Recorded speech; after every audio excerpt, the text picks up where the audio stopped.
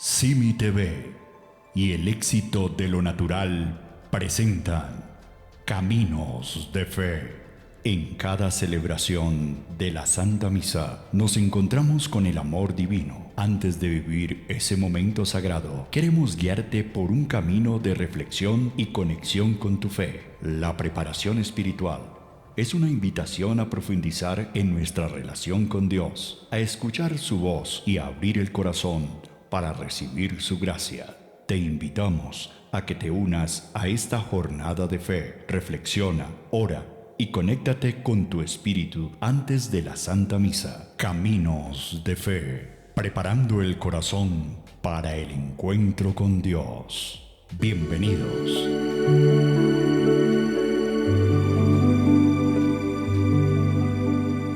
Bienvenidos a Caminos de Fe, preparando el corazón para el encuentro con Dios. Los saludamos en este domingo. Venimos celebrando todos estos domingos, hace 8 días, Pentecostés. Y hoy, la Santísima Trinidad. Padre Jorge, bienvenido a Caminos de Fe. Gracias. Hoy llegamos a la corona de las celebraciones. La joya de la corona. Sí, la joya de la corona, la Santísima Trinidad. El Padre, el Hijo y el Espíritu Santo. Para nosotros, 3 personas distintas y un solo Dios verdadero. 3 personas distintas y un solo Dios verdadero. Espíritu Santo, ¿dónde el discernimiento? Donde el discernimiento, sí. Pues yo siempre he pensado que no es tanto el entender el misterio, porque si no dejaría de ser misterio. Y es que a Dios nunca lo vamos a poder entender. Lo podremos contemplar y estar en su presencia, y ese es el cielo, ¿no? Sí, señor. Contemplar su grandeza que nunca nos va a llenar. Mejor dicho, que nunca se va a agotar, más bien, de llenarnos, porque es tan inmenso, tan inagotable, que siempre tendrá algo nuevo para nosotros. Es algo totalmente inenarrable, y mucho menos en esta situación de nuestra temporalidad, que todo lo entendemos por comparación. Sí, señor. De ahí que, pues, la Trinidad la tenemos que representar como personas humanas, pero la Trinidad es mucho más allá de una persona humana. Es decir, es la forma de visualizar algo, quién es Dios, pero Dios es totalmente inagotable, totalmente majestuoso, que no cabe en nuestra cabeza. Y ahí está la historieta que se adjudica a San Agustín. Puede ser que fue una experiencia de él, que él estaba pensando en la Santísima Trinidad. San Agustín fue uno de los que pensó y repensó todos estos misterios, ¿no? A ver cómo los entendía, porque él primero fue un filósofo, un hombre de mundo, entonces todo lo quería entender. Y entonces se fue a la orilla del mar, allá, a calentarse un poquito y a pensar en la Trinidad. Pero ¿cómo será esto? Un Dios y 3 personas, pero ¿cómo será esto? Y estaba en eso, y él mismo cuenta que estando ahí vio a un muchachito allá, un niño, con una caracola, una concha, haciendo un huequito y haciendo una raya desde el mar hasta donde estaba él, hasta la parte de la playa donde estaba, y le pregunta: ¿qué haces? Si no, es que voy a echar toda el agua del mar aquí para conocer el fondo del mar. Y entonces San Agustín le dice: pero ¿cómo vas a hacer eso? Mira el mar, La inmensidad. la inmensidad es que no podemos verle la otra orilla, ni la otra orilla. ¿Y quieres tú vas a desocuparlo? meterla acá. Y entonces el muchachito le dice: ¿y tú quieres meter la inmensidad de Dios, que es más grande que la del mar, en tu cabecita? Entonces, ese es el perfecto ejemplo de cómo nosotros no podemos entender a Dios. Pues hay que tratar de entender un poco hasta donde nuestra pobre razón llega. Y por eso es que muchos padres dicen: ustedes creen en su Dios, pero si ustedes nunca han visto a Dios, Sí, pues si pues, fuera, ¿por qué va a creer en algo que usted nunca ha visto? Sino que se lo han venido contando en su iglesia. pero si es que si a nosotros nos mostraran a Dios, pues ese no era Dios. Porque es que Dios no es cogible, Dios No es tangible. no solo no tangible, sino no se puede encerrar en una imagen nada más. O sea, me parece ese canto sencillo pero maravilloso que nos canta el amor del Señor es maravilloso, que lo que quiere decir es Dios es tan inmenso que está más arriba de lo más arriba y más abajo de lo más abajo y más afuera de lo más afuera, o sea, lo abarca todo, lo llena todo. Entonces, ciertamente cuando nosotros vemos una imagen, hasta por cierto un poco regular de la representación de Dios, porque pues los pintores, como no son teólogos, han pintado imágenes que se han prolongado y que muchas veces hasta en la iglesia las seguimos prolongando, pero sin una reflexión profunda de que esa imagen no está representando bien a Dios. En lo mínimo que lo puede representar, no lo está representando. Porque siempre lo pintan un viejito. Yo conozco desde la historia sagrada que siempre salieron viejitos. El viejito, el Padre de Dios, el viejito, que como que no hace nada, sino ya sentado como el abuelito que ya no tiene nada que hacer, ya lo hizo todo y está esperando morirse. Y el Espíritu Santo ahí volando siempre como una paloma, porque nos redujimos el Espíritu Santo a una paloma. Porque le pregunta a un niño quién es el Espíritu Santo y dice que es una paloma. Y Jesús, que es el único que se puede representar como humano porque tomó la condición humana, entonces él sí allá un medio joven con una cruz cargada, siempre. O crucificado. Sí, no, pero en el signo de la Trinidad siempre está. Sí, siempre está con la cruz. El Padre en la mitad, viejito, más viejito que yo. Como estamos los dos, Sí. más o menos el cuadro que yo siempre he visto, como estamos los dos. Está el Padre, el Hijo y una paloma, aquí en la mitad. Sí, en la mitad. Entonces, pues esa es la figura del Dios Trino, ¿no? Por lo menos hagamos una figura más humana. más cercana a Dios, ¿no? Que es la que nosotros queremos con alguien cuando tengamos un poquito de solvencia, pintar o lo que sea y ponerlo acá en el templo. Nos fascina que es una imagen de Dios, 3 personas, pero todas jóvenes. Simplemente que identificamos al Padre porque tiene el bastón de mando. Y el Hijo, pues fácilmente con su cruz se identifica. Y el Espíritu, pues ahí le dejamos la paloma para que lo identifique, pero son 3 jóvenes. O sea, es el mismo cuadro que viene en el librito del Espíritu Santo. Ese Es mismo. exactamente Ese mismo lo tengo, sí. Ah, no. Así, sí, aquí está. Sí, Sí, es este cuadro. Sí. Que ya se lo estamos mostrando ahí a todos nuestros... Sí. Fíjense que ahí no vemos ningún viejito. Pero sigue siendo un cuadro, sigue siendo una representación, pero que incluso aquí no lo pintan como con la cruz, sino con el cordero. Ah, con el cordero, sí. El cordero es mucho más llamativo el cordero. Y el Espíritu Santo es el que está de rojo. Y el Padre, pues el que está en el centro con su bastón de mando, pero joven, porque Dios es joven. Y los rostros son iguales. Y los rostros son iguales, sí. Porque son 3 personas distintas y un solo Dios. Y un solo Dios verdadero, que es igual el Padre, el Hijo y el Espíritu Santo. Porque hay otra cosa, y es que yo hago esta pregunta y siempre me la contestan a la manera del mundo, pero ni siquiera a la manera del mundo. ¿Cuál es más antiguo? ¿El Padre, el Hijo o el Espíritu Santo? Todos tienen la misma edad. Sí, pero la gente responde siempre, pues no digamos la misma edad, sino antiguo, porque antiguo es diferente, ¿sí? Los 3 son lo que tú dices antiguos, pero la gente contesta, no, pues el Padre. Pues no, y yo les pongo una comparación. Y ya que aquí tengo la pareja, voy a preguntarles. A ver, Bueno, vamos a hacer una suposición, me la entiendo. Usted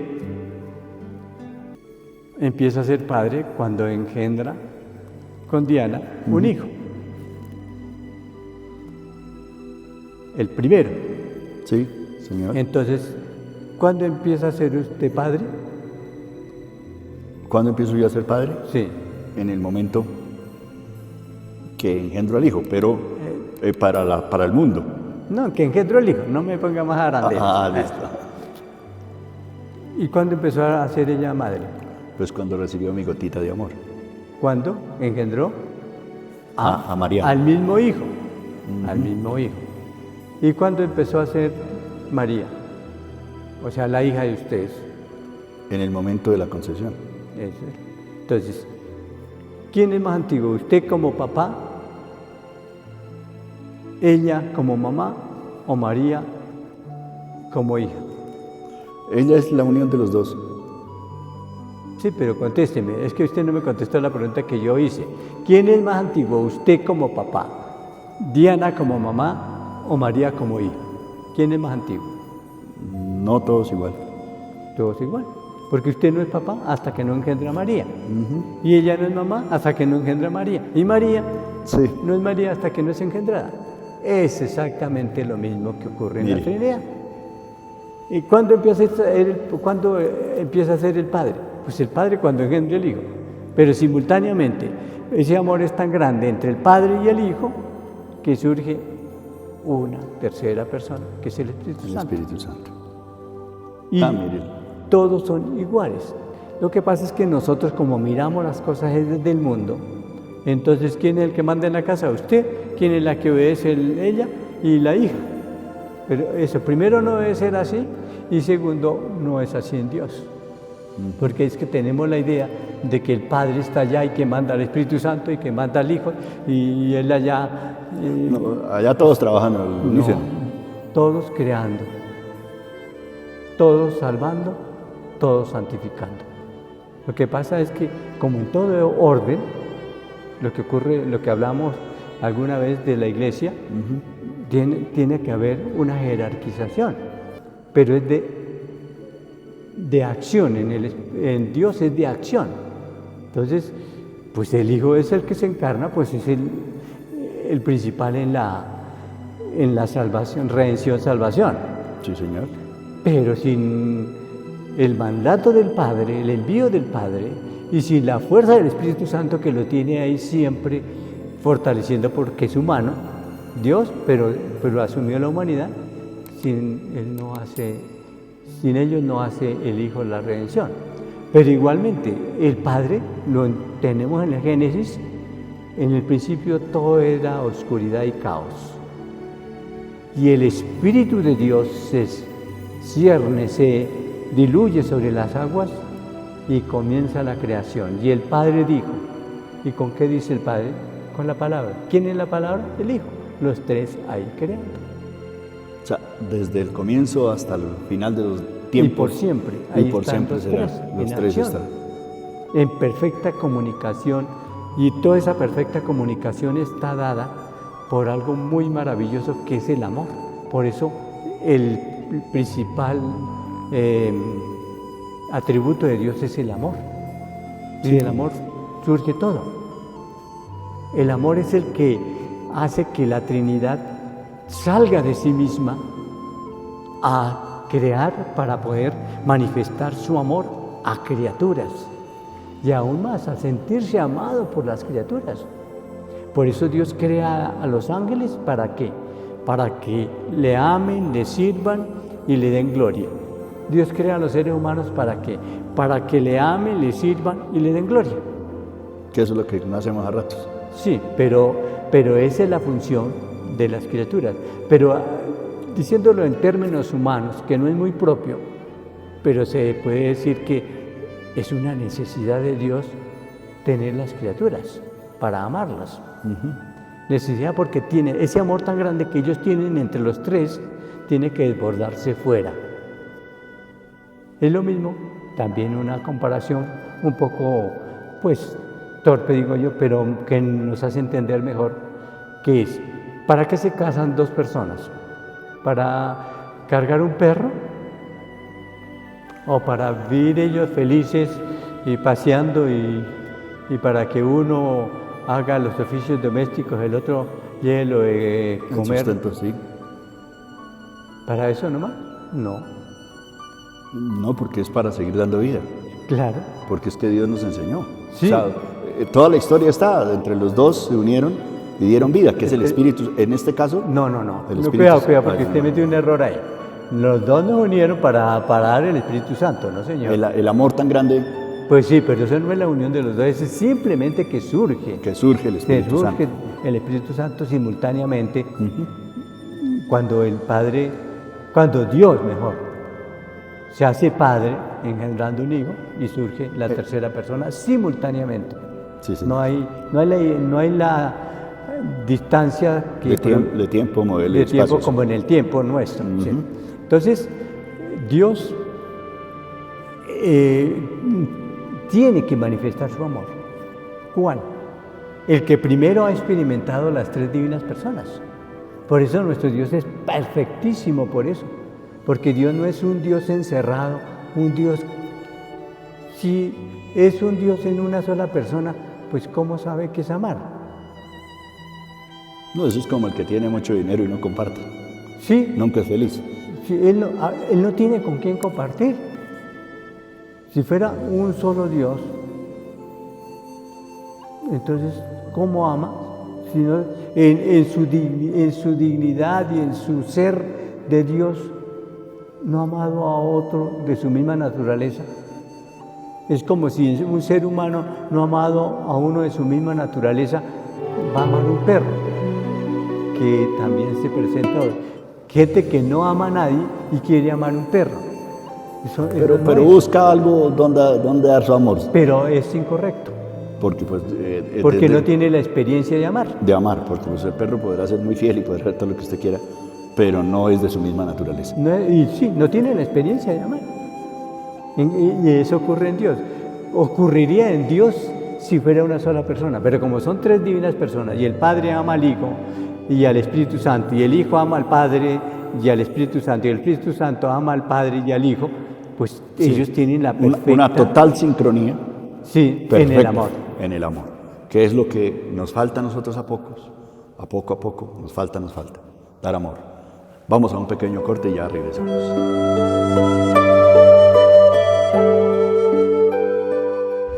¿Sabías que el colágeno es la clave para la salud en tus articulaciones, piel, cabello y uñas? Presentamos 5 colágenos en uno, una fórmula avanzada con colágeno hidrolizado que combina 5 tipos diferentes para mejorar tu bienestar. Notarás la diferencia en una piel más suave, articulaciones más fuertes y un cabello más brillante. Información 310-270-2895 o visita elexitolonatural.com. 5 colágenos en uno, el cambio que tu cuerpo necesita.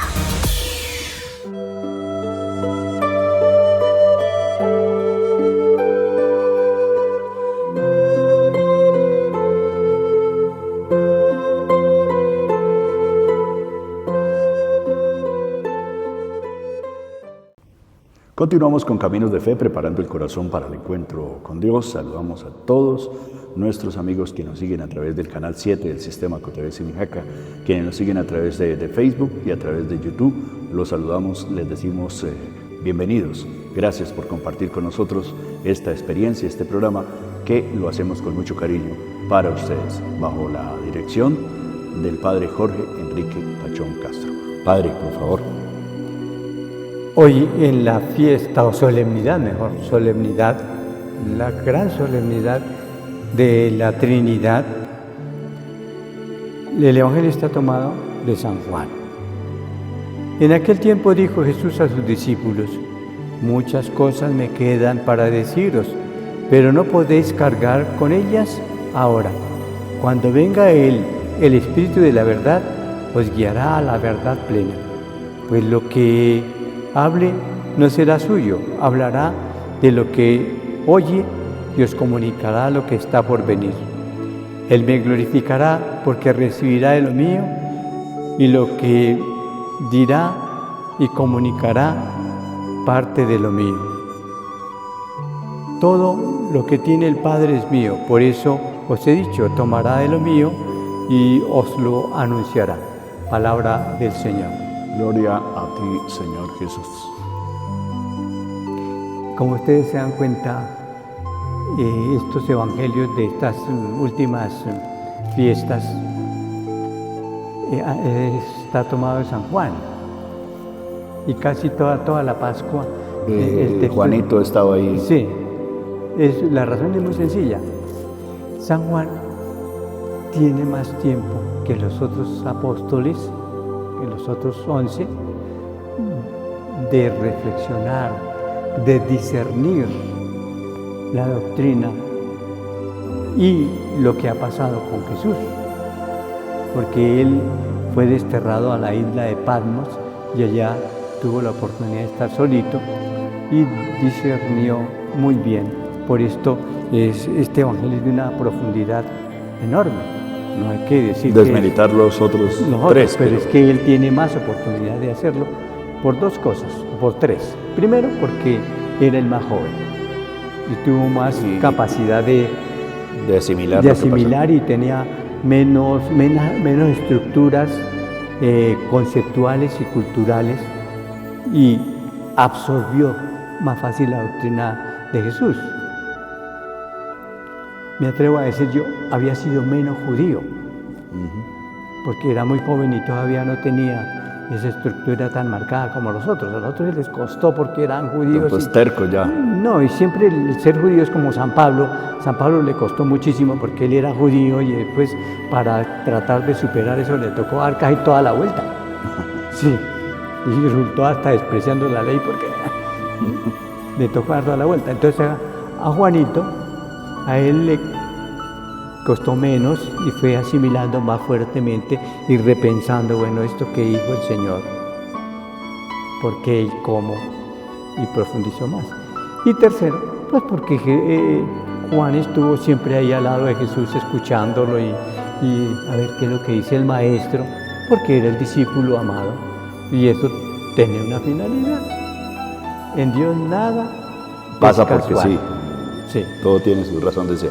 El discípulo amado somos nosotros. El discípulo amado se preparó para nosotros, para hacernos llegar esa profundidad del misterio de la salvación de nuestro Señor Jesucristo y de su ser, porque San Juan profundiza mucho el ser de Jesús y por eso nos pone hermoso prólogo, introducción allá en su Evangelio. En el principio era el Verbo y el Verbo era Dios y todo se hizo por Él y nada se hizo sin Él y el Verbo estaba, cabe Dios.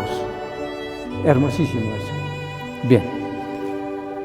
Entonces aquí San Juan nos habla de esa unidad que hay entre los tres, Padre, Hijo y Espíritu Santo, y esa corresponsabilidad de los tres, como decíamos atrás, los tres ahí salvando, los tres ahí creando, los tres ahí santificando.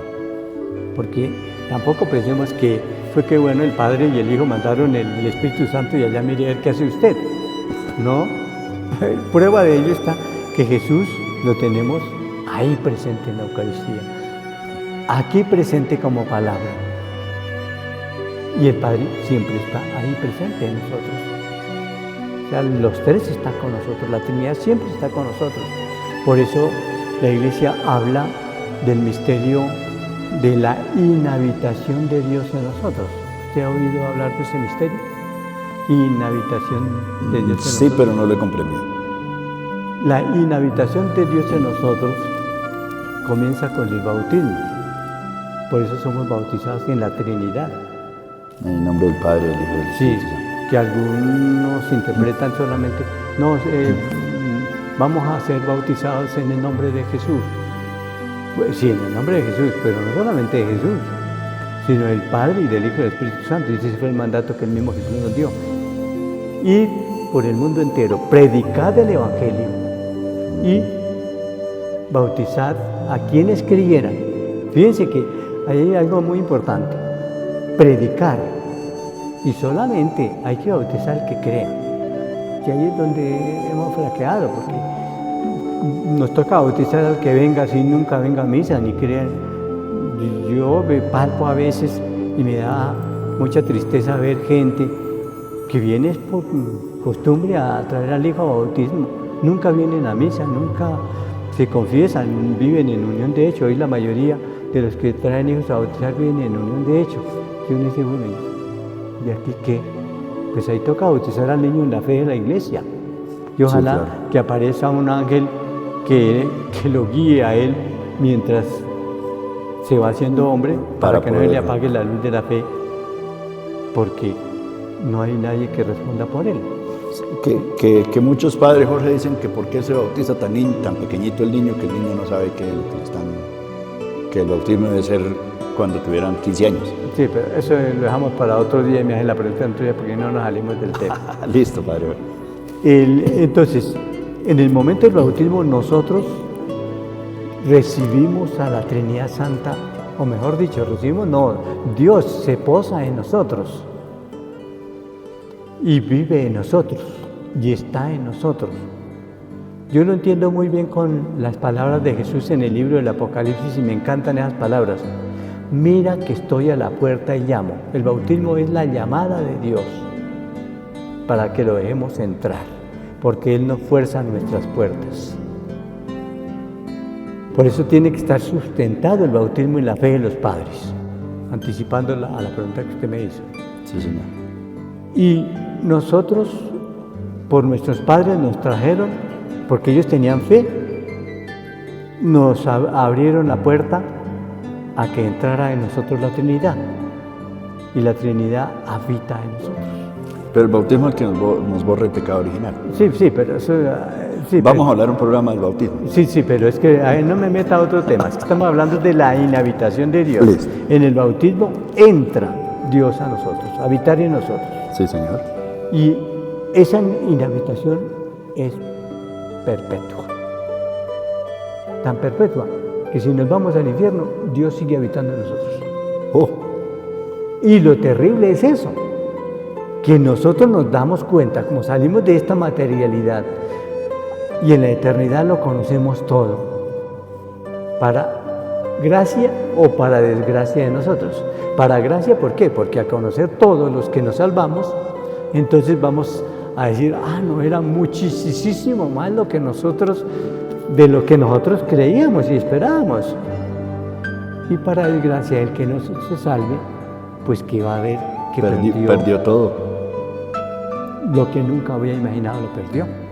Y ese es el infierno, el remordimiento eterno de haber perdido a Dios, de no poder entrar en comunicación con Dios, estando Dios en Él mismo. Porque Dios no se puede negar a vivir en uno, porque Él es sí y no es no. Y entonces es algo que no podemos entender, pero que en algo lo alcanzamos a percibir por nuestros sentimientos, como está esa persona que yo tuve la oportunidad de amar y la desprecié. Pongamos un caso, una mamá que bota a su hijo